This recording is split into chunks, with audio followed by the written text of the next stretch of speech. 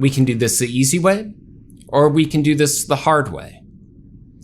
That was the threat that Donald Trump's FCC Chairman Brendan Carr delivered on a right-wing podcast to ABC shortly before the network indefinitely suspended Jimmy Kimmel's late-night show. Here's the clip I'm talking about. I mean, look, we can do this the easy way or the hard way. These companies can find ways to change conduct, to take action, frankly, on Kimmel, or, there's going to be additional work for the FCC ahead. And it's not the first time that Brendan Carr delivered a threat to a U.S. major broadcaster, and that U.S. major broadcaster caved. I'm Adam Klasfeld, and you're watching All Rise News here on Legal AF on the Midas Touch Network. And today I'm going to speak to Adam Steinbaugh, who's a prominent First Amendment attorney, senior attorney at FIRE, the Foundation for Individual Rights and Expression. And they are a free speech organization that defends free expression no matter where threats against that expression are coming from. They've been very active in the wake of Charlie Kirk's assassination, denouncing what they call the cancel culture phase to tragedy. But they have rightly identified what is going on with Jimmy Kimmel's indefinite suspension of his show as a different animal entirely. Here's their statement, calling attention to the government pressure that seems to be behind all this. Breaking update. The government pressured ABC, and ABC caved. The timing of ABC's decision on the heels of the FCC chairman's pledge to the network to do this the easy way or the hard way tells the whole story.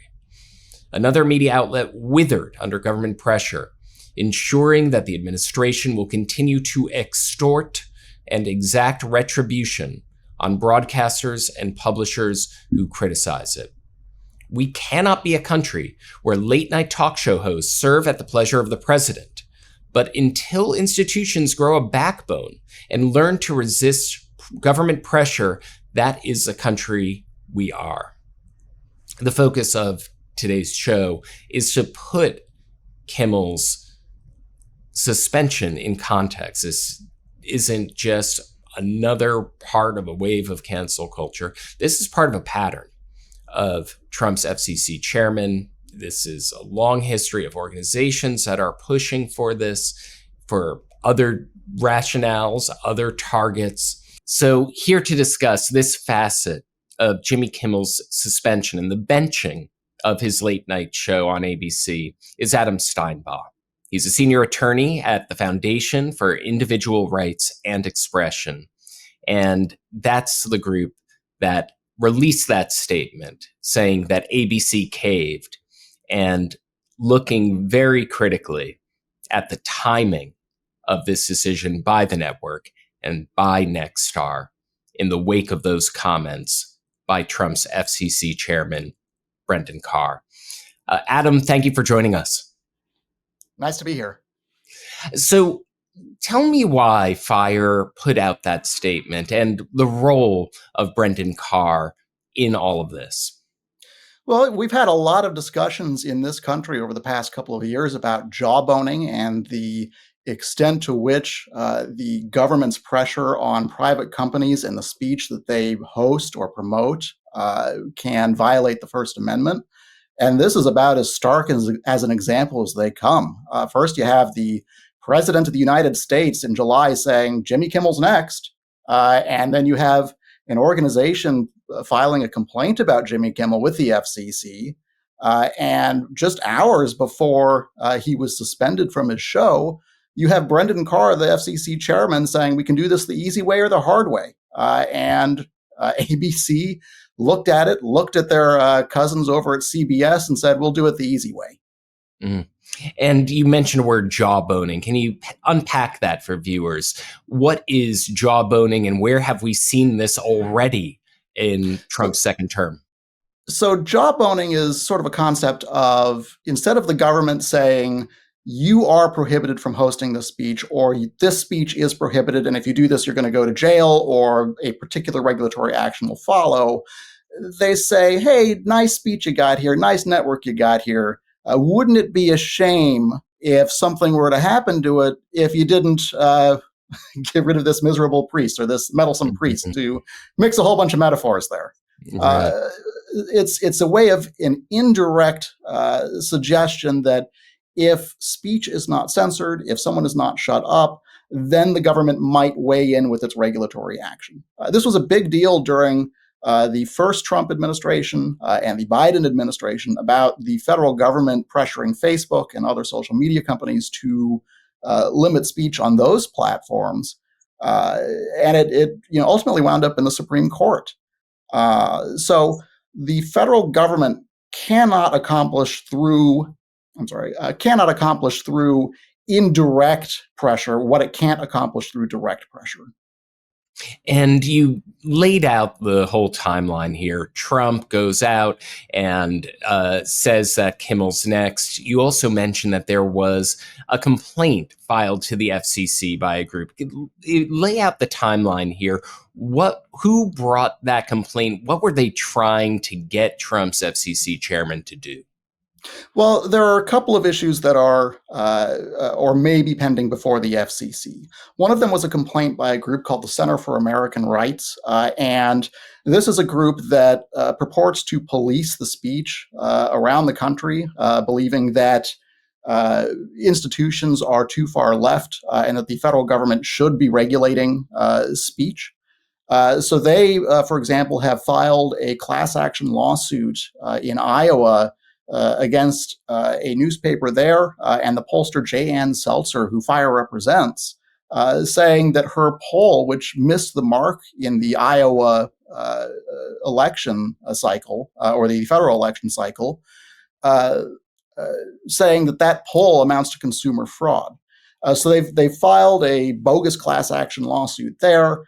They were the group that filed a complaint with the FCC that led to the pressure on CBS, and CBS ultimately settling with Donald Trump in a lawsuit over editing a Harris interview.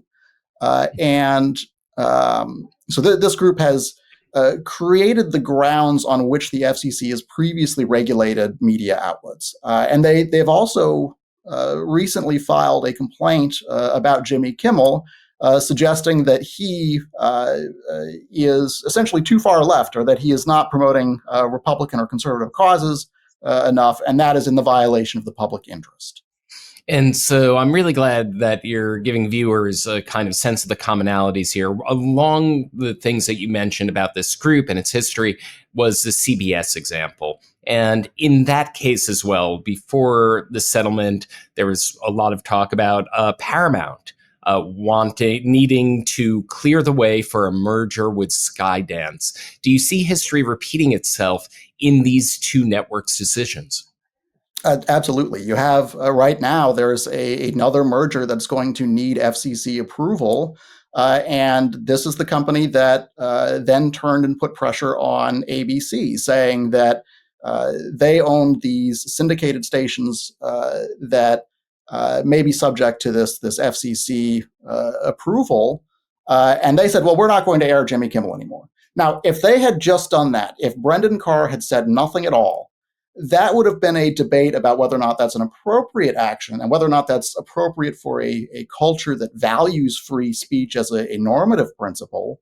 But because you have Brendan Carr stepping in and saying, if you don't do this, or we're going to do this the easy way or the hard way, and then celebrating when ABC follows through and does what he wants, now it has the stench of jawboning. Now it has the appearance of impropriety that ABC did this because of the pressure from the FCC and from Brendan Carr. And you have reporting now suggesting that executives there didn't really see what Kimmel said as a huge problem, probably wanted him to apologize, and they were going to let him apologize and hope it blew over. But because they feared retaliation from the Trump administration and from Brendan Carr, that is why they took this action. And you'd mentioned the company that needs clearance for a merger. That's Nexstar. They own several ABC stations across the country, the affiliates. When talking about Brendan Carr and where he made that comment. We can do this the easy way or the hard way. He made that comment on the show of Benny Johnson, a disgraced journalist whose career tagged in a plagiarism scandal. He's now a right-wing influencer in the MAGA circuit. And he went on Benny Johnson's show and made those remarks. Want to point out right now, read Benny Johnson's statement in the wake of that. We had FCC Chairman Brendan Carr on the show to announce investigations into ABC and Disney for letting Kimmel lie to millions about Charlie Kirk's assassination. Hours later, Kimmel was gone. It ain't much, but it's honest work. What do you make of Benny Johnson's victory lap there? I mean, he's pointing out the obvious that they did this because of him, and because, more particularly, because of Brendan Carr. It's not because there was pressure from the public. It's not because there was pressure from the syndicated stations. It's because the federal government was saying you were going to do this, and they did it. In the introduction to this show preceding this interview, I highlighted Fire's article, "We're in the cancel culture phase of this tragedy." And this is part of the broader trend of people being pressured across the country to fire employees who say, make statements that other people find offensive. This seems to be a different animal. This seems to be, although part of the same trend, because it involves the government. That specifically, that was obviously published before Kimmel's suspension. Can you talk about the unique dangers of government censorship, which is at the heart of Fire's new statement? Well, I was running Fire's advocacy program for college campuses in the wake of George Floyd's homicide. And in those couple of months, we saw an enormous spike of student pressure, public pressure, and social media pressure on universities and other employers to take action against students and faculty members whose speech was viewed as offensive. And we're seeing a similar spike again, especially on university campuses. But the difference now, or one thing that is particularly different, is the level of involvement of lawmakers and government officials. You have multiple United States senators, too many members of Congress to count, and an enormous amount of state legislators, all putting pressure on universities and colleges to fire professors for things they said far removed from the classroom, on their own time, on their own personal social media, that they believe to be offensive, and that a lot of people probably believe to be offensive. I mean, for example, you have the Attorney General of Indiana essentially creating a blacklist of teachers and professors that he believes should be fired. And it's on an Indiana government website with the word freedom ablazed all over it. They're doing this in the name of quote unquote liberty. And it is stunning. And Orwellian is also another word. With talking about the when it comes from the government, there are people watching here who probably may be fired up about this issue, want to urge particular actions to get a handle of it. Should there be oversight hearings for Brendan Carr? What can the public do to demand accountability for what, by all accounts, appears to be like government censorship? I think the public and their elected officials need to insist on protecting freedom of expression. And they need to do that consistently. They need to do that whether it's speech from the left or speech from the right, because if you don't have people who are able to vocalize and articulate and educate the public about why we have these rights, then we will wind up losing them. And it is important not only to defend the speech that we like. It's great when people stand up for the speech of their allies, but I think it sends a better message and a more important message when someone can say, you know what, I really find this speech offensive. I really dislike this, But the alternative of allowing government to pick winners and losers is much worse. Look what's happening now. Right. In the cancel culture post that I mentioned earlier, the organization FIRE made this great point that goes to what you were just saying. As free speech advocates, it places us in a painful position. Charlie Kirk's assassination was an attack on free speech and open discourse. In a free society, we must not be afraid to express our view, no matter how strongly some might oppose them. That's a point of speech. But it is precisely for that reason that we must not respond to mockery of Kirk's assassination by canceling everyone that offends us. Does that kind of go to what you were saying?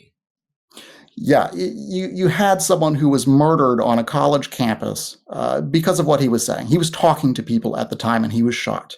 That, I think, that has enormous consequences for the public and for public discourse moving forward. It's going to chill the ability of people and the interest of people to go and speak to people on campuses. It's going to lead universities and colleges to overreact and to say, we don't want to guarantee safety for people if they want to come and talk here. That is a terrible outcome for free speech in the United States. And then you have everything that has followed since then. You have an enormous number of lawmakers and elected officials pressuring institutions to fire people, to punish people for their speech. And now you have a comedian taken off the air because of what he said. Right. And to extend the aperture even farther, this week we have Donald Trump filing a lawsuit against the New York Times, essentially because he doesn't like their coverage over the years. It's very hard to ascertain what this lawsuit is about beyond that.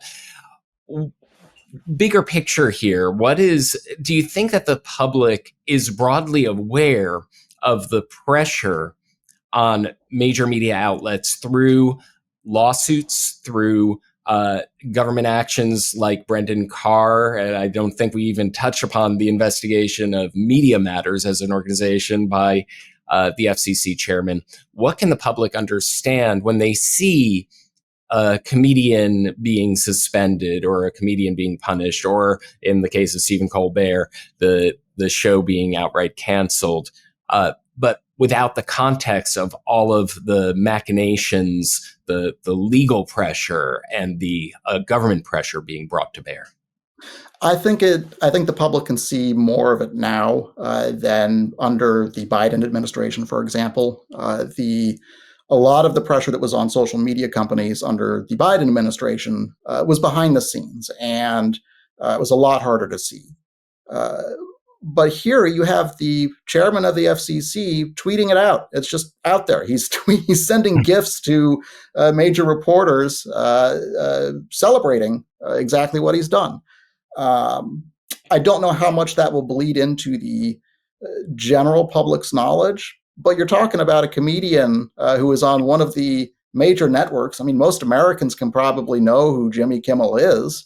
I think it will have an impact on the public. I think that this is a fairly easy way to digest exactly what has happened here. You have the timing of Brendan Carr saying you're going to do this the easy way or the hard way, and then them pulling him. I think people get that. So I hope that people are seeing what is happening, because if they're not, I don't know how much clearer it could be.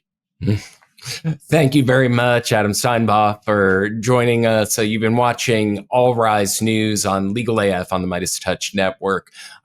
Part of what this entire episode and these trends in the country emphasize now is the need for independent media. So if you liked and found this show informative, visit www.allrisenews.com.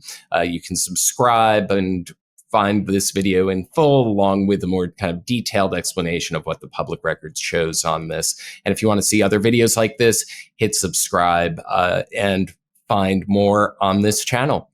Thank you for joining, Adam. Thanks for having me. Can't get your fill of Legal AF? Me neither. That's why we formed the Legal AF Substack.